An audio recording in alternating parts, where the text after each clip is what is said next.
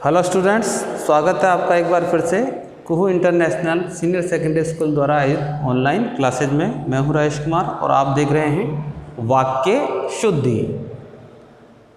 Rajasthan board की 10वीं परीक्षा के अनुसार वाक्य शुद्धि का टॉपिक 2 अंक का आता है। इसके अंतर्गत 2 वाक्य दिए जाते हैं। उन वाक्यों में संज्ञा संबंधी, सर्वनाम संबंधी, क्रिया विशेषण कारक संबंधी गलतियां होती है। उन गलतियों को पहचान करके आपको पुनः शुद्ध करके उस वाक्य को लिखना पड़ता है। तो वाक्य अशुद्धियां होती क्यों हैं? क्योंकि यदि वाक्य अशुद्ध होगा तो हम अपने विचारों भावों को सही ढंग से व्यक्त नहीं कर पाएंगे। अर्थ ग्रहण की दृष्टि से, संप्रेषण की दृष्टि से वाक्य भाषा की पूर्ण इकाई है। शब्दों के सार्थक समूहों से वाक्य की रचना होती है। यदि वाक्य अशुद्ध हुआ किसी भी प्रकार से तो आप जो बात सामने वाले से कहना चाह रहे हैं, समझाना चाह रहे हैं, आप उसे सही ढंग से नहीं कह सकते। हो सकता है कि वो अन्य अर्थ भी उसका ले लें। तो आज इस वीडियो में हम वाक्यों में जो अशुद्धियाँ होती है, क्यों होती है, किन कारणों से होती है, उन्हें किस प्रकार से शुद्ध किया जा सकता है, इन सब बातों की जानकारी प्राप्त करेंगे। तो मैं यहाँ पहले कुछ उदाहरण लिख रहा हूँ, आप उन उदाहरणों को देखिए।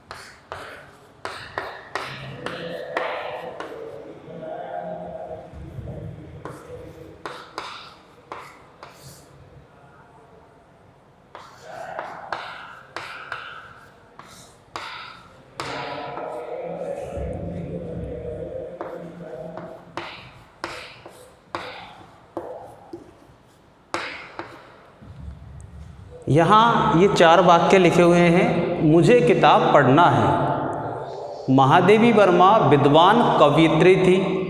मुझको जयपुर जाना है। कृपया आज का अवकाश प्रदान कर कृपा करें।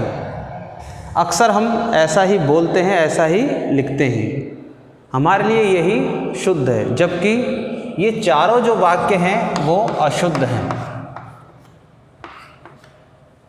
अशुद्धि का कारण किताब पढ़ना है। किताब यहाँ पर स्त्रीलिंग है और क्रिया पुल्लिंग के रूप में है। तो यहाँ पर जो क्रिया बनेगी किताब पढ़नी है। अब ये वाक्य शुद्ध हुआ है, यानी जो किताब संज्ञा है वह स्त्रीलिंग है तो क्रिया भी उसी के अनुसार होनी चाहिए। महादेवी वर्मा विद्वान कवयित्री थी। महादेवी एक महिला है और उनके साथ विद्वान शब्द गलत है। यहाँ विदुषी आता है तो यहाँ ये संज्ञा शब्द है, ये गलत है। यहाँ आएगा विदुषी। लेकिन अक्सर हम जब लिखते हैं तो जो महिला लेखिका होती है उनके साथ भी विद्वान लगा देते हैं, जो गलत है। मुझको जयपुर जाना है। यहाँ सर्वनाम शब्द है मुझको, तो मुझको शब्द होता ही नहीं है, ये तो हमने जानबूझकर लगाया है। जो शुद्ध सर्वनाम शब्द होता है वो होता है मुझे जयपुर जाना है। अब ये शुद्ध है। इसी प्रकार से जब हम प्रार्थना पत्र आदि लिखते हैं तो अक्सर इस लाइन का, इस तरह के वाक्य का इस्तेमाल करते हैं, कृपया आज का अवकाश प्रदान कर कृपा करे। तो यहाँ जो कृपया शब्द है ये अनावश्यक है, इसे लिखने की कोई आवश्यकता नहीं है। आज का अवकाश प्रदान कर कृपा करे, इतना पर्याप्त है। तो जो हम त्रुटियाँ करते हैं वे त्रुटियाँ संज्ञा संबंधी, सर्वनाम संबंधी, क्रिया संबंधी, संज्ञा सर्वनाम शब्दों का अनावश्यक प्रयोग, अनुपयुक्त प्रयोग के कारण होती है। ये सब त्रुटियाँ दूर कैसे हों, तो इनका हम आज इस वीडियो में विस्तार से विवेचन करेंगे। तो सबसे पहले हम शुरुआत करते हैं संज्ञा संबंधी जो अशुद्धियाँ होती हैं वो दूर कैसे हों।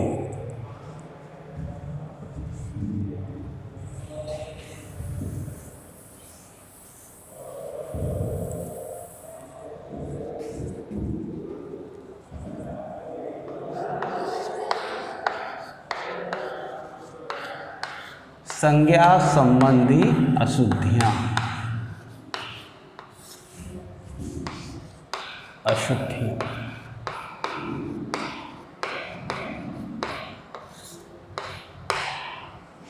तो लिखते समय अक्सर हम संज्ञा संबंधी अशुद्धियाँ करते हैं।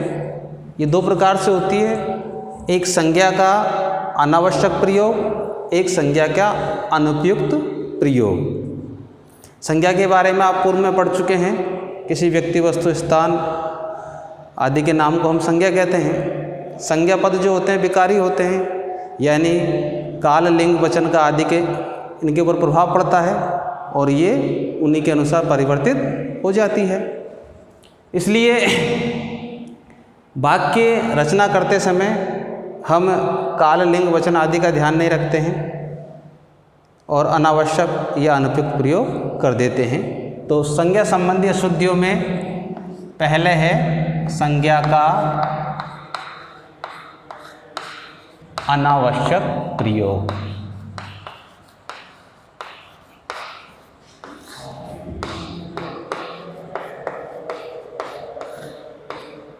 तो किस प्रकार से हम संज्ञा पदों का अनावश्यक प्रयोग करते हैं, उदाहरण के माध्यम से जानेंगे।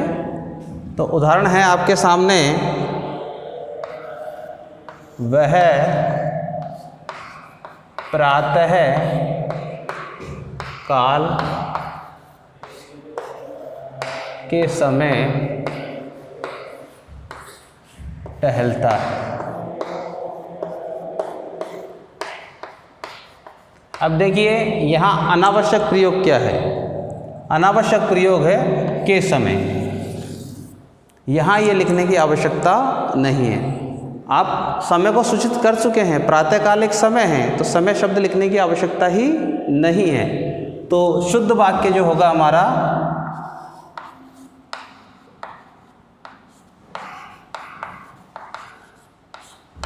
वह प्रातःकाल टहलता है।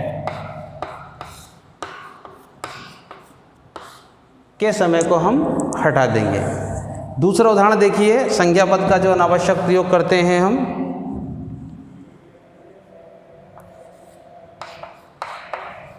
आप जैसे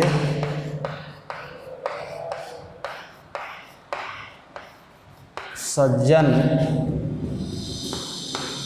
व्यक्ति से मिलकर खुशी हुई।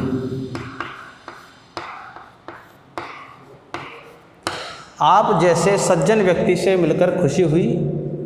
इस वाक्य में अनावश्यक संज्ञा पद क्या है? व्यक्ति। क्यों? क्योंकि यहाँ पे जो सज्जन शब्द है इसका मतलब ही होता है अच्छा व्यक्ति, तो अनावश्यक लिखने की आवश्यकता ही नहीं है। तो ये अनावश्यक है, तो इसे हम हटा देंगे। शुद्ध वाक्य होगा हमारा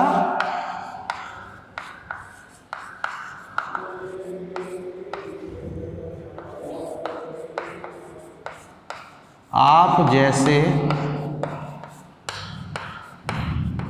सज्जन से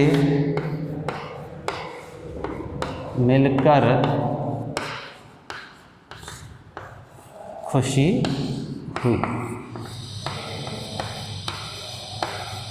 ये शुद्ध है। और उदाहरण देखिए, मोहन रोज पानी से पौधों को सींचता है।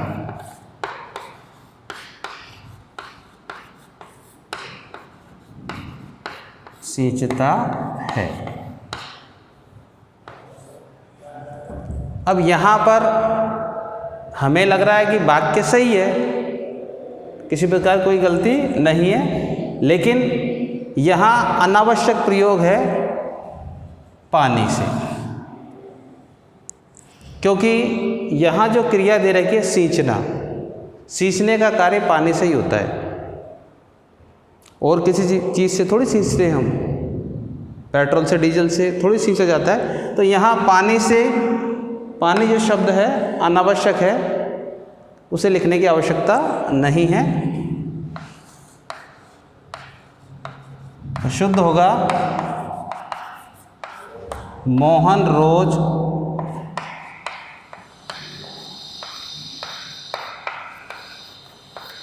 पौधों को सींचता है। पौधों को सींचता है। तो इस प्रकार से हम संज्ञा पदों का अनावश्यक प्रयोग करते हैं। इसके बाद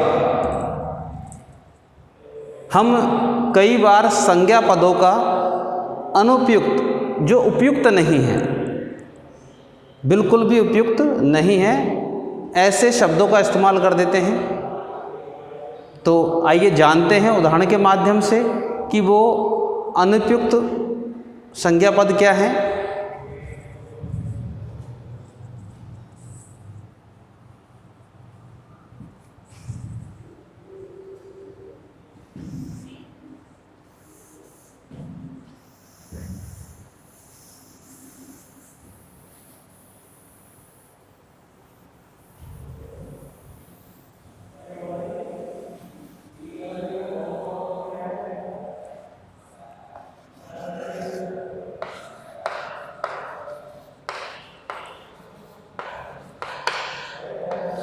संज्ञा का अनुपयुक्त प्रयोग। उदाहरण देखिए,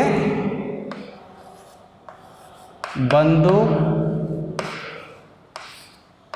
एक उपयोगी अस्त्र है।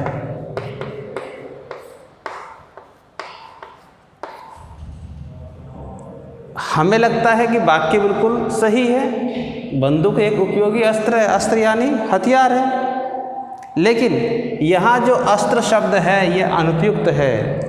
बंदूक अस्त्र में नहीं, शस्त्र के रूप में आती है। तो शुद्ध होगा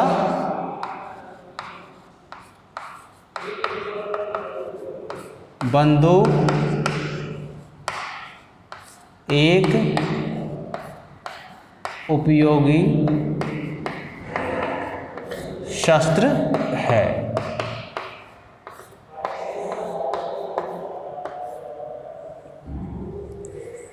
अन्य उदाहरण देखिए,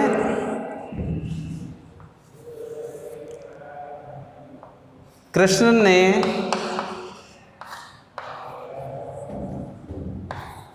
कंस की हत्या की। अब यहाँ जो अनुपयुक्त शब्द है वो है हत्या। हत्या शब्द का इस्तेमाल नहीं होगा यहाँ पे। धर्म के लिए जब किसी को मारा जाता है तो उसको हत्या नहीं कहते हैं, उसको वध कहते हैं। तो कृष्ण ने कंस का वध किया, ना कि हत्या की। हत्या अपराध में आ जाती है। कृष्ण ने कंस का वध किया। तो यहाँ पर ये अनुपयुक्त शब्द है, ये अनुपयुक्त शब्द है। और उदाहरण देखिए,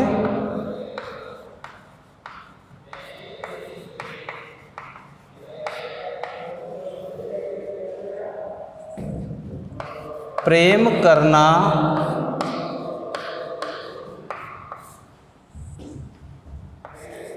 तलवार की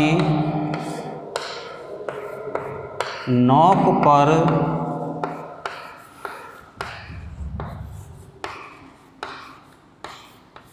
चलने जैसा है। अब यहाँ हमको ये वाक्य जो है पूरी तरह शुद्ध लग रहा है, अक्सर ऐसा ही कहते हैं। लेकिन नोक, तलवार की नोक, आगे का हिस्सा, नोक पर तो चल ही नहीं सकते हैं, जो उसकी धार होती है उस पर चला जाता है। तो यहाँ पर नोक शब्द बिल्कुल भी अनुपयुक्त है। नोक के स्थान पर होगा धार। प्रेम करना तलवार की धार पर चलने जैसा है।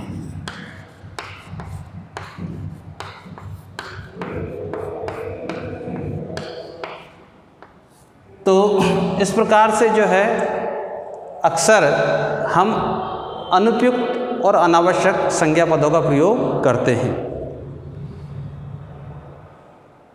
अब आप समझ गए होंगे कि कहाँ किस संज्ञा पद का प्रयोग करना है, अनावश्यक नहीं करना है और ना ही अनुपयुक्त करना है। आज इस वीडियो में इतना ही।